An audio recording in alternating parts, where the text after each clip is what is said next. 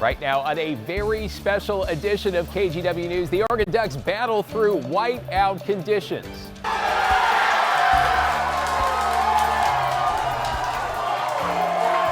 Oh yes, team coverage of the OT photo finish that is one for the football history books. But first, breaking tonight.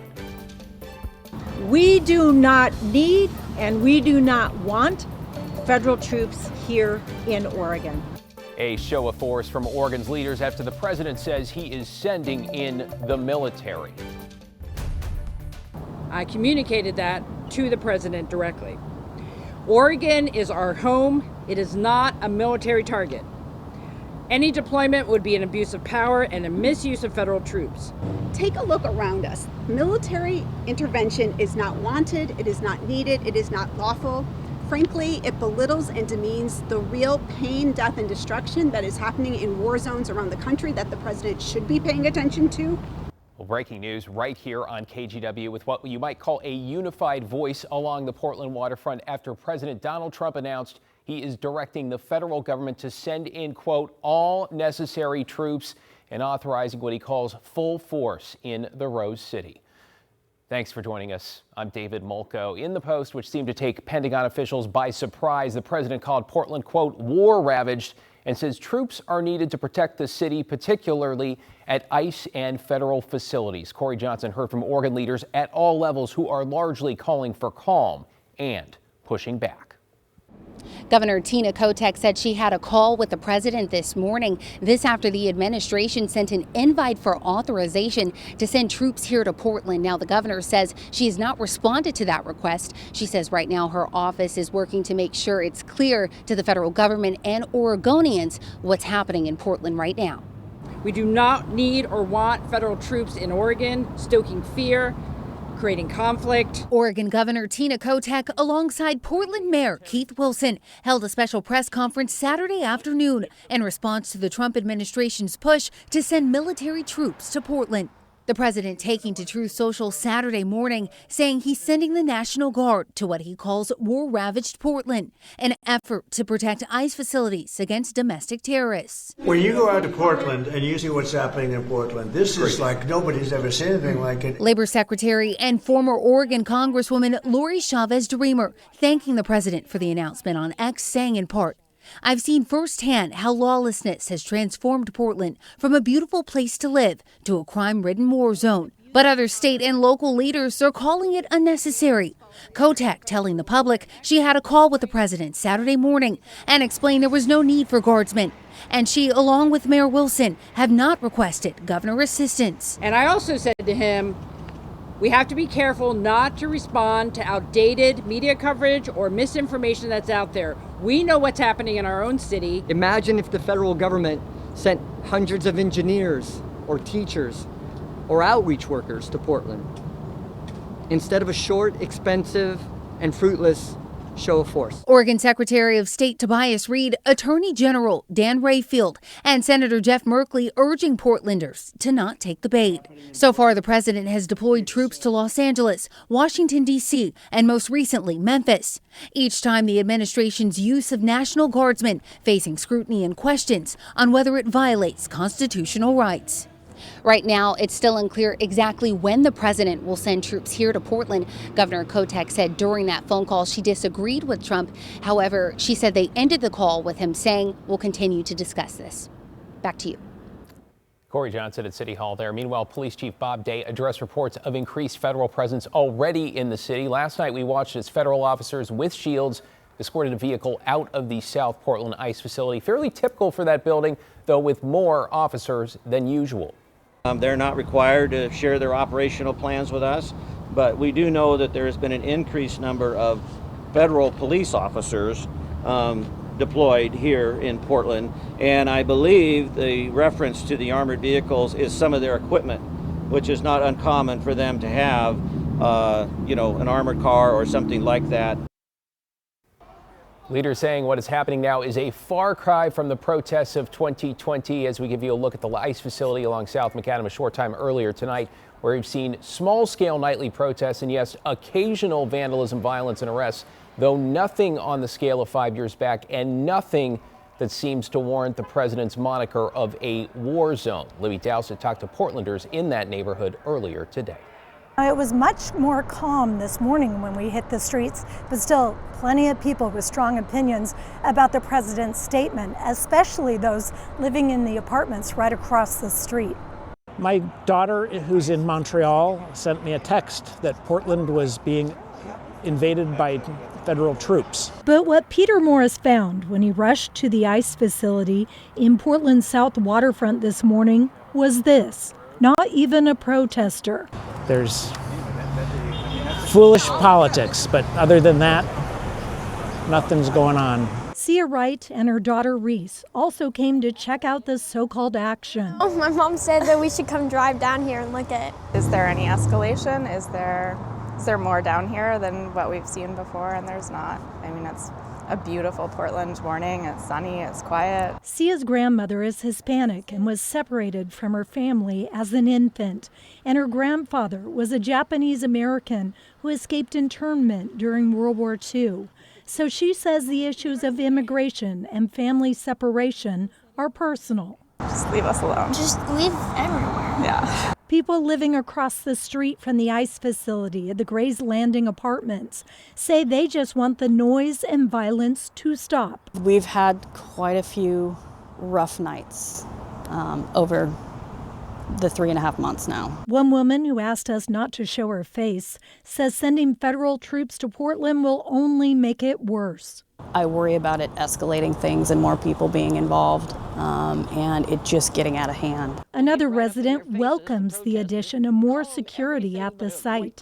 She says some protesters cross the line when it comes to taunting ICE personnel. Threaten them, get right up in their faces. I mean, you can only take that for so long. These guys are doing the job they were told to do, and all they're doing is lining up to let cars out. Cindy says she was raised to respect authority. I believe in our right to protest. I do.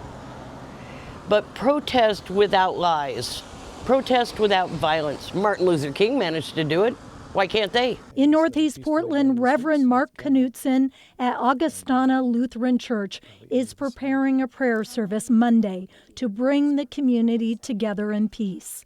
He says the idea of federal troops cracking down on protesters is the opposite of the church's teachings. I'm appalled. Look at Portland this morning. Peaceful. People are going, they're taking their kids to the park. Other people are afraid to go to the park right now. We have members from 23 different countries. They are fearful. He says he also feels for troops forced to patrol their own cities, but he believes we all must stand up for what is right. I feel for people who live close to there, of course. That's got to be hard to have things going on, but it's not because of the people who are coming, it's because of what's there and what that symbolizes. And it symbolizes the worst of this country. Libby Dowsett there. If you'd like to hear more from local and community leaders as questions swirl over where, when, and how many troops the president plans to send, all at this point unanswered, we have made it easy. Just text the word response to 503-226-5088 and we will text you back with a link to the very latest. Okay, let us get to that big matchup now. With a downright hostile environment, we're looking at you, whiteout, in one of the best settings in all of college football. The Oregon Ducks in the den of the Penn State Nittany Lions. We have live TV coverage of the Ducks' unbelievable OT victory tonight. John Adams celebrating with fans in Southeast Portland. But first to Art Edwards. And Art, I mean, what a way to come out on top. Well, I tell you what, this was some game. It was a battle in this ball game. Whiteout conditions at Beaver Stadium, the fans, they were fired up the entire game. The Ducks defense dominant in the first half of this one. Penn State managed just 69 yards in offense and just 24 on the ground in the first half. First half ended tied at 3. Now the Ducks offense began to turn it up in the third quarter. True freshman De'Air Hill, he ignited the running attack. He had over 80 yards rushing for the game and led the Ducks in rushing. Hill cashed in a few plays later on a short pass from Dante Moore. So it was touchdown Oregon, first touchdown of the game. Hill's first career TD reception, Oregon up 10-3. And then the offense just kept on moving. Oregon went up 17-3 on an 8-yard touchdown run by the other true freshman on the team, Jordan Davison. Ducks looked like they were in control of the ball game. This is the fourth quarter, but Penn State fought back. Drew Aller, 35-yard touchdown pass to Devontae Ross. That pulled the Nittany Lions to within a touchdown. Still, Oregon looked like they might have been in control. Penn State got the ball back, drove down, scored with 31 seconds left in regulation to tie the game. So we go on to overtime. Both teams scored in the first overtime. The second overtime, Dante Moore, great play here. He finds Gary Bryant for the score in the second overtime. Oregon up 30-24. Now they had to go for two, but they failed. That gave Penn State the ball one more time. Dylan Thieneman with the game-clinching play. He picks off Drew Aller. The Ducks win it 30-24, and that set off a wild celebration by the Oregon players. What a sensational ball game. I mean, win or lose, it's the kind of game fans love. Art, really appreciate it. Thanks so much.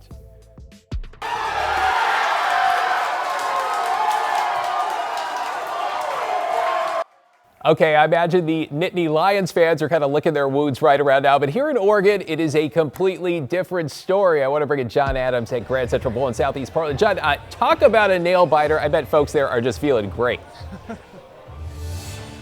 David, absolutely incredible night here. The atmosphere was unreal with a couple tense moments mixed in, but of course jubilation when the Ducks eventually prevailed tonight in overtime. Now the Grand Central Bowl was packed all night as folks took in the defensive struggle in the first half before celebrating multiple Ducks touchdowns in the second half. Then of course, concern from some as Penn State came back and tied the game, punching in a late touchdown to send the game into overtime before the Ducks eventually prevailed.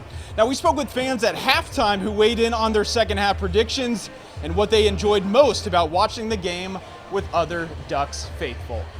I'm thinking that second half we should be able to score a couple touchdowns and take this thing home.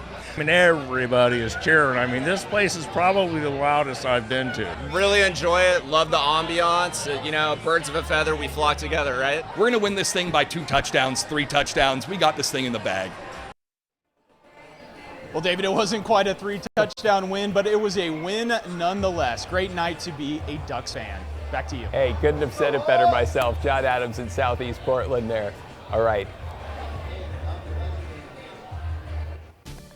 Let's bring in meteorologist Joe Ranieri now. Joe, a beautiful evening in the Rose City. I want to talk about the weather. I want to talk about the game with you, but you know, it sounds like tomorrow is going to be beautiful as well.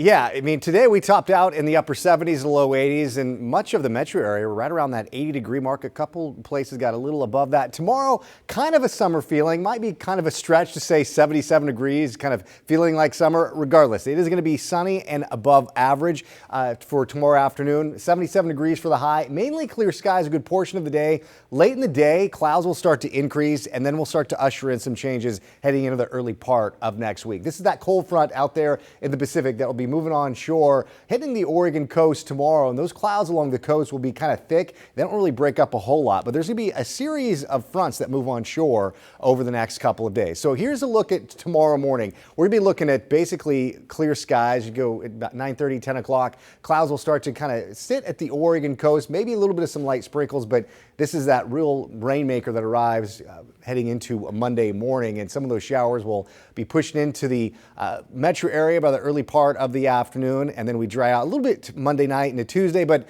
there'll be another system that moves in heading into Tuesday, so get ready for a much familiar scene in terms of wet weather and some cooler conditions. I'll talk more about that in just a few minutes. Joe, before we let you go, because I mean, we just got to put sort of a bow on this. How are you feeling? The whole newsroom was gathered around the monitors in overtime, just watching this game play out. How'd you feel in that second OT period when they just pulled it out at the end there? I had a feeling the Ducks were going to do that. Everybody watching like, Joe, shut up. You're a Beaver fan. You did not feel that way. I did have a feeling, but it's fun getting the newsroom together to watch a game like that. So that was exciting. Just on the edge there. And you know what? I'm so glad they pulled it out. What a game. Great to watch it together. We'll see you in a few here. Okay. Well, straight ahead, we've got more breaking news coverage after President Trump says he will send troops to the Rose City, authorizing, quote, full force. And we're also going to check in on the rest of your day's headlines, including a fight between Portland police officers and a suspect at a local park. We'll tell you about that. Stay with us.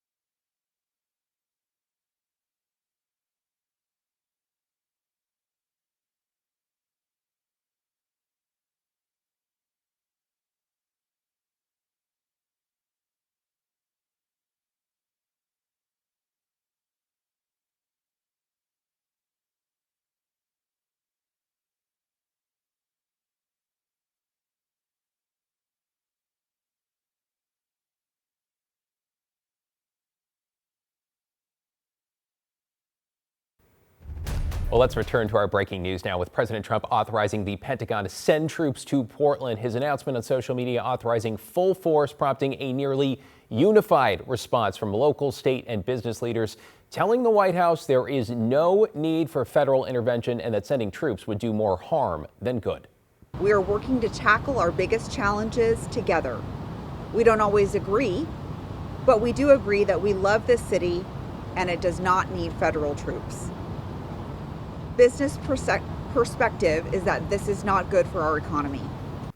At this point, we're working to get clarity on the where, when, and how many troops the federal government plans to send. By the way, since the federal government surged agents in during the 2020 protests, we have seen security upgrades at the federal courthouse downtown, and government contracts show the feds are in the middle of a $4 million project to upgrade security at the local ICE facility, the one on the south waterfront we keep talking about, right? The work began in 2022. It includes stronger perimeter fencing, new gates, reinforced security glass, and more flood lighting. In June, federal records show the government paid $220,000 to board up the facility's windows, which then caused the city to issue the building a land use violation. The city saying ICE did not get proper permits or approval to board up said windows. Stay with KGW for continuing coverage of this breaking news.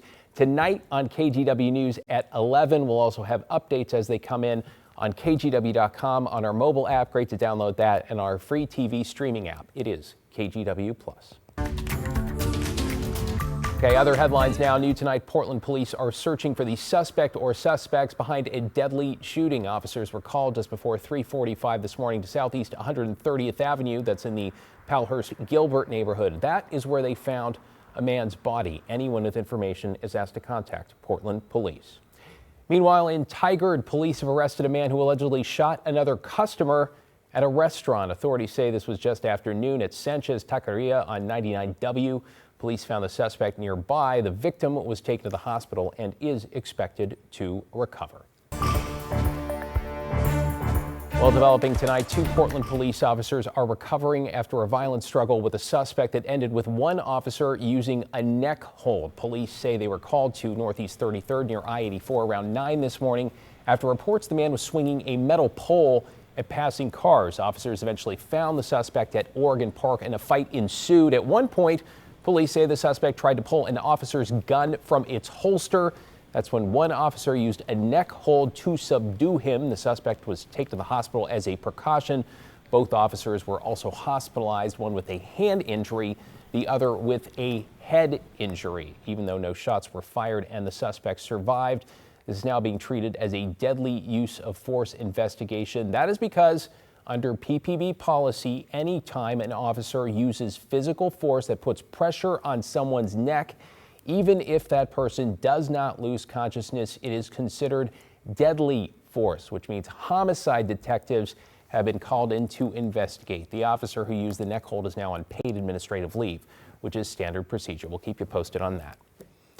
Okay, Joe's back with us now. Okay, we've gotten that Ducks victory out of the way now. Had a beautiful day today. It sounds like pretty good tomorrow. And then I'm hearing changes in the forecast. I'd say by lunchtime on Monday is when those rain showers will start to roll Still got in. the weekend. We still get, a good, 24 hours at least of a lot of sunshine. Again, we'll see most of tomorrow clear, and then right around dinner time, David, we'll start to see those clouds increase. But a beautiful Saturday night. Clear skies downtown Portland from our Wells Fargo camera. Temperature of 70 degrees after topping out about 80 degrees earlier this afternoon. So early tomorrow morning, I'm expecting to see clear skies up and down the I-5 corridor. Now, we already start to see those clouds increase a little bit on the Oregon coast right now.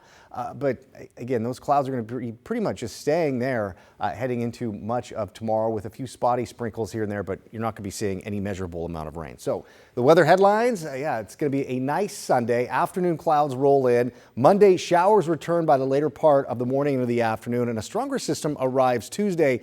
Rainfall amounts from including what we'll see Monday all the way into Thursday and Friday could be close to maybe 2.5 inches in a few locations. So yeah, you kind of get the idea. We will be seeing some fall weather rolling in. No big surprise. We are in fall, but sometimes the fall storms kind of hold off a little bit. That won't be the case this year. So looking at the hour by hour forecast with our future cast, here we are after midnight. We'll have a few high clouds filter in, but again, most of those clouds are going to be rolling in along the Oregon coast. You kind of see these little pockets of some green. Those are just some light pockets of some light showers. I doubt they'll really impact you a whole lot. But going into tomorrow morning, really, or I should say Monday morning, right around 2, 3 o'clock in the morning, we'll start to see those showers roll in. It's going to be a wet start along the coast Monday, and it's going to be a wet afternoon Monday throughout the I-5 corridor and really up and down the Pacific Northwest. And going into Tuesday, that's round number 2 of rain, and round number 3 will be arriving Wednesday. You get the idea. We are in store for some wet conditions, basically starting Monday right around lunch and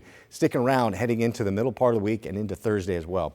Here's a live look now from our Vancouver camera from the Springs at the waterfront. 68 degrees over in Southwest Washington, and we saw temperatures topping out well above average by nearly almost 10 degrees, 80 degrees in Hillsborough. Aurora over in there in parts of Clackamas County were close to 80 degrees, and even really spectacular along the Oregon coast with temperatures right around the low 70s earlier today. So here's a look at the air mass tracker. We're going to be looking at that colder air roll through basically starting Monday. So it's not going to be a big dramatic drop in the temperature, but we'll be looking at temperatures right around 70 degrees. So a little bit below average for this time of year. And going to Tuesday, it's also going to be staying cool and wet for Tuesday and Wednesday as well. The forecast tomorrow, clouds increase along the coast, and you're going to be seeing mostly cloudy skies a good portion of the day along the beaches. But you'll notice up and down the I-5 corridor, daytime highs will be getting in the mid to the upper 70s. East side of the state, you'll be a little bit warmer with temperatures right around 80 degrees. So tomorrow, clouds increase by late afternoon, early evening.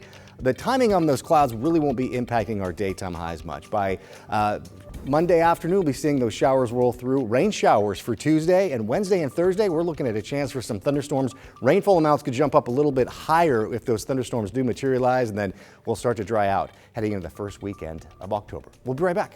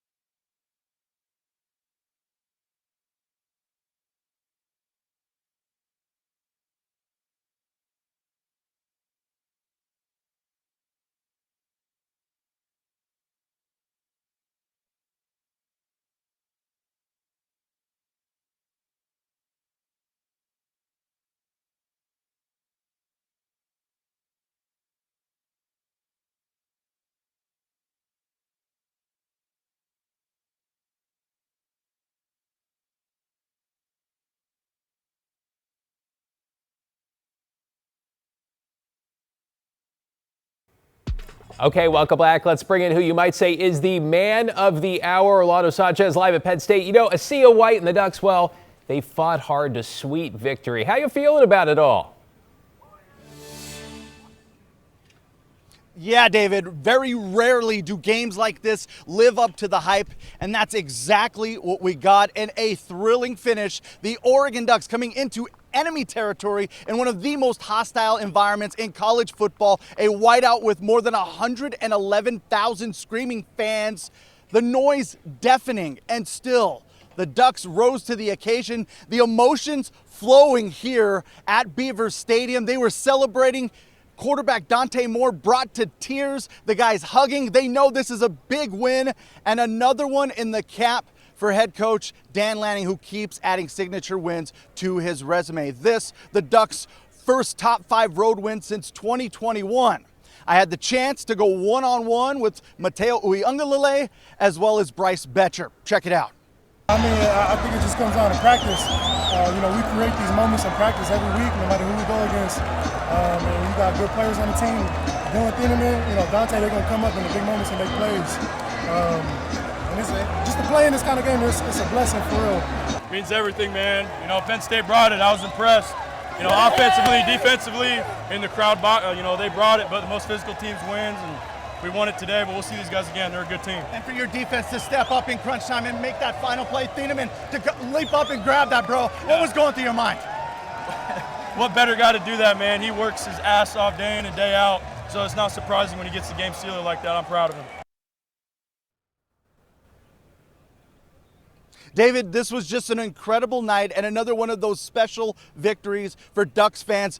Security actually had to tell the Ducks fans that made it out of here, you ain't got to go home, but you got to get up out of here, because they were celebrating tonight at Beaver Stadium. We'll have much more coming up at 11, but we'll send it back to you now. Oh, what a show. Can't wait for it. Go catch your breath, Orlando. What a game. Wow, I can't incredible. get over it, right? And like Orlando was just saying, there's a good chance they could see him to get, a Big Ten championship game come December. And Dan Lanning's first OT game as head coach, and look where we ended up. All right, we'll be back tonight with your headlines at 11. If we don't see you then, hope you do. Have a wonderful rest of your weekend. Take care.